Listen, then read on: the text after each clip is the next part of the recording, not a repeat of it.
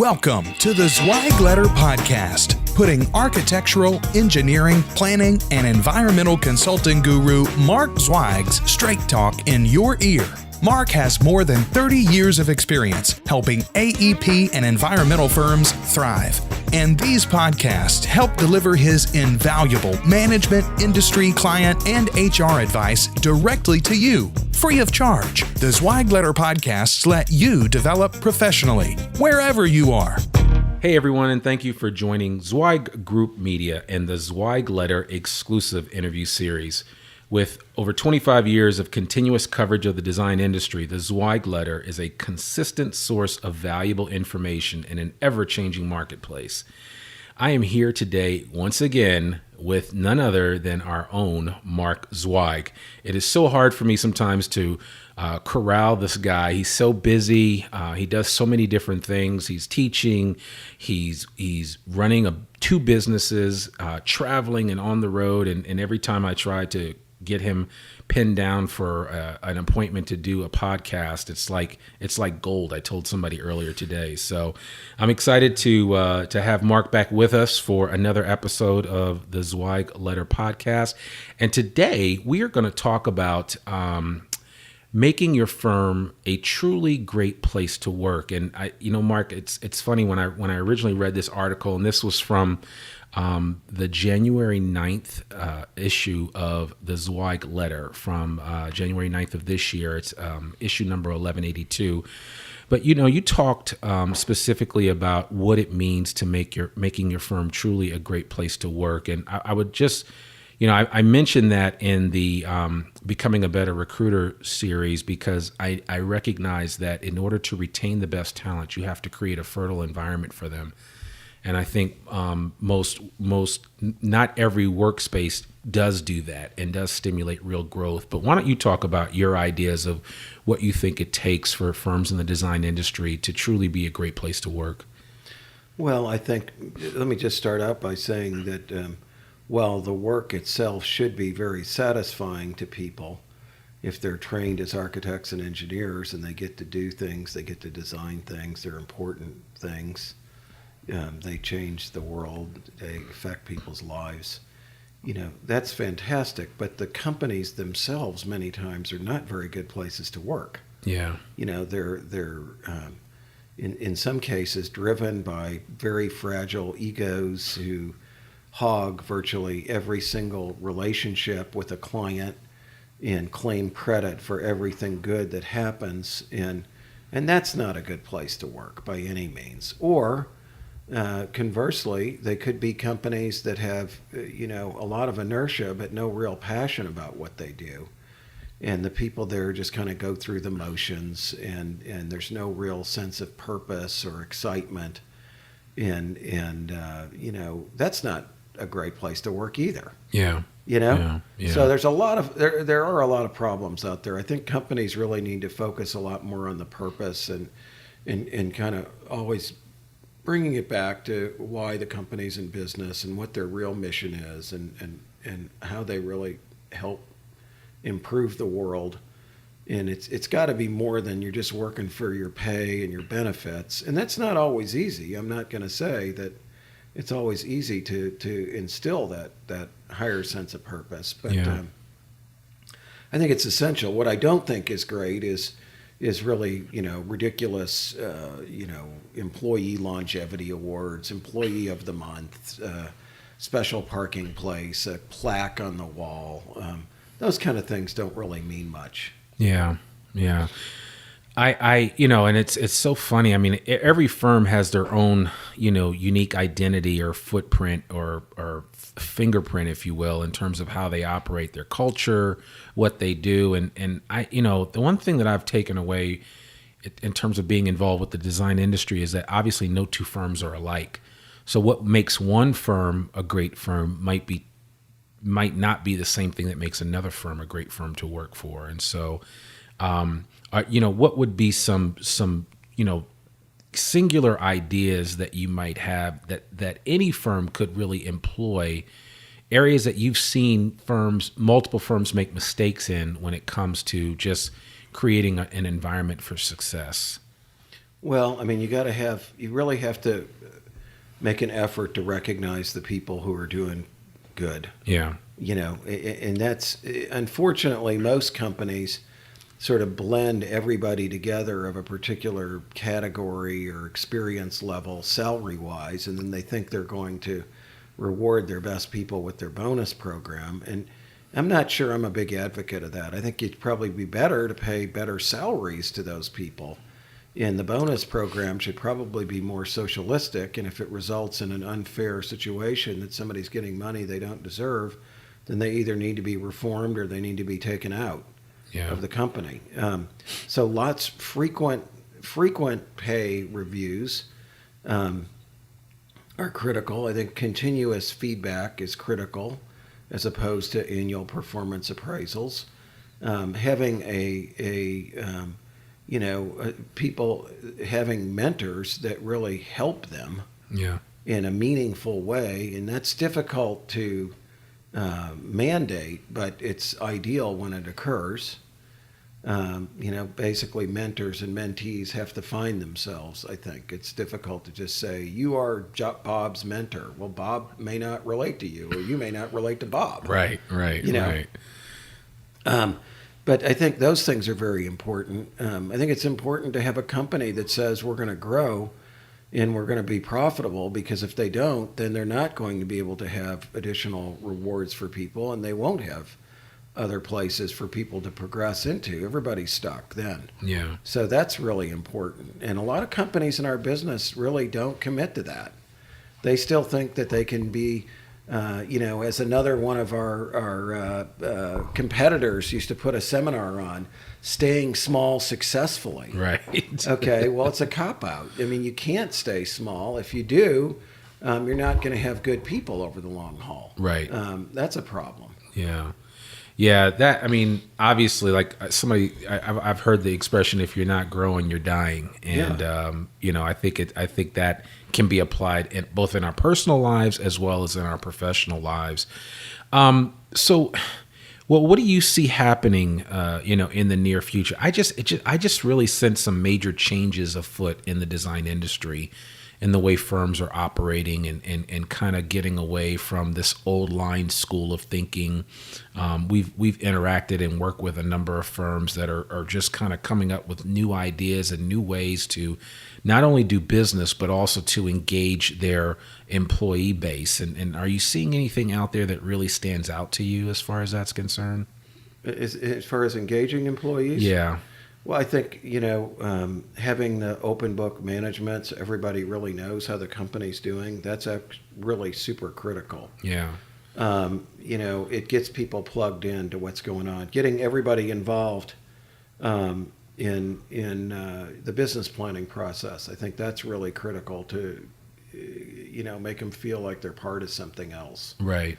I could go on. I mean, I think, those things are important. Bringing people along with you. I mean, you want to talk about making a great place to work, it's all about developing your skills. Yeah. So if you have people who are good at something, let other people come along and see it. Spend time with them. Those are the things that really matter ultimately, I think. Yeah, and I know you've mentioned to me a number of times and kind of tried to hammer it home that you should be out there as a leader. You should be out there looking for the next successor, the person to take over for you so that you can move into another role. That obviously is another important thing to try to do. I know some people can be insecure in that space and not be open or willing to do that. Do you think that will ultimately impact the overall growth of a firm if they have leaders that are like that? Well, of course. I mean, if they hog everything, if they can't part with anything, if they're better than anybody else at anything, then those people will never develop. Yeah. And there are a lot of companies like that. I mean, let's face it, we're in, if you can call it an industry, it's made up of a lot of people with a real craftsman mentality. Yeah. They take pride in their work and their quality, and nobody else is as good as you are at a task, at first. But if they have a chance to do it for a while, they may actually be better than you are. Right. That's that's the reality of it. Yeah. Maybe they know how to use modern tools and you don't know how. Maybe they have some other skill that they bring to it that you don't have, So it's interesting. I do think the culture is another factor. It's what do you reward, what do you punish, and those are the things that based on your personal orientation about what's important, could determine whether it's a good place to work or not. Yeah. Yeah. Do they reward the stuff you think's important? Yeah. I mean, I think part of that is just leadership making sure to kind of find out what really makes people tick, learning more about their predilections and things that they're predisposed to being excited about, and figuring out ways to address that. You used to talk a lot about, management by walking around, and how does that play into the whole, the idea of creating this outstanding work environment? Well, it's all part of it. People they want to feel like they're engaged with the owners or the leaders, and so those people need to make an effort, I think, to get to know people at all levels in the company and seem like they care and be human. Yeah. And show an interest in them. It is important to people. If they don't ever get that, then they start feeling like, oh, this is not, it's not, they don't, it's not going to be a place I want to be in the long term. For the long term. Yeah. And, I notice, I have the, as you do, we visit a lot of firms' locations and get to see many different office setups. And I'm noticing more and more managers and leaders setting themselves up right in the cubicle or right in like a pod or an area with everybody else on a team, just so that they can be closer to the action and also just kind of keep a pulse on, what's really going on in the company, as opposed to kind of settling themselves back in a C-suite, if you will, or behind closed doors. So yeah, I think that's good. That does make a difference. It also just makes people think that you're not special or unapproachable. Right. Right. Just get out there on the floor with them. Yeah. You hear what's going on. I think it's good. Absolutely. Yeah. So, I mean, obviously, we've talked about a number of different things here, and so you did mention salary. We talked a little bit about benefits and how people might be compensated. And I know one thing that you've always been a big proponent of is from an open book management standpoint is making sure that people get what they are supposed to get. And so is there anything else that you can think of that in your mind that you think firms need to kind of be mindful of when trying to attack this idea of making their firm, or identifying the areas of weakness within their firm so that they can actually be a great firm to work for? Yeah, I think that a lot of them, we go to a lot of offices. You've been in a lot of offices over the years, so have I. And the truth of the matter is a lot of them are just dumps. They put people in dark holes. Yeah. And it's depressing. And they're surrounded by old stuff and too much paper, and nothing's organized, and the carpet's dirty, and the lunchroom's dirty, and the lobby's got 2011 issues of ENR dog-eared on the coffee table.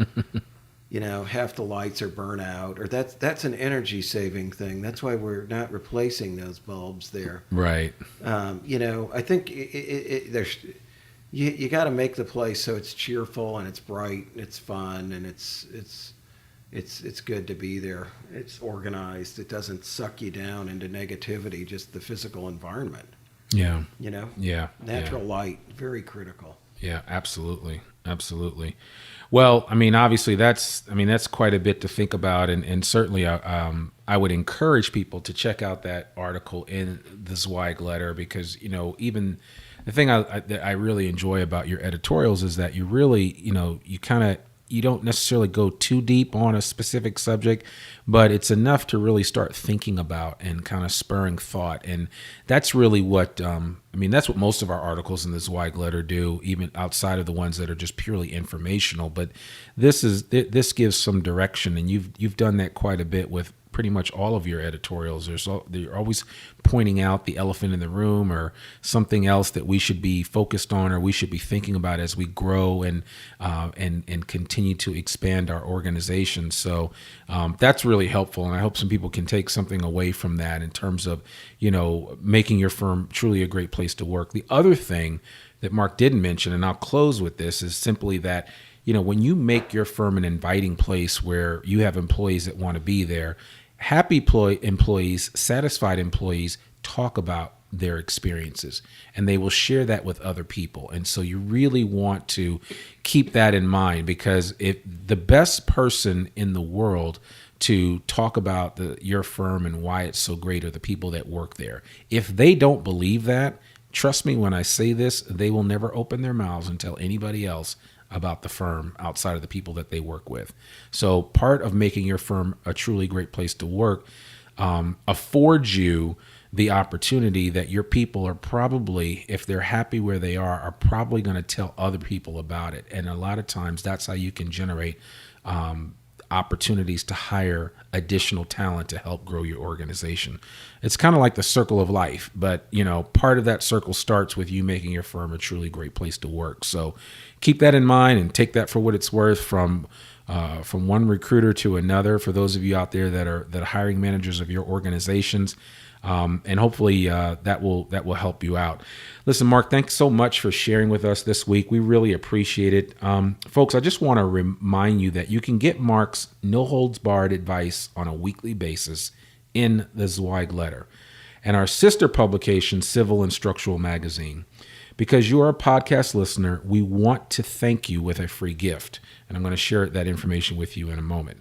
As a reminder, all of ZWEIG Group Media programs like this one are available in both podcast and video format, free for download on iTunes, Stitcher, SoundCloud, and YouTube, just to name a few places. We'd like to thank you for listening or watching this podcast episode by offering you a free copy of the ZWEIG Letter and a year subscription of Civil and Structural Magazine.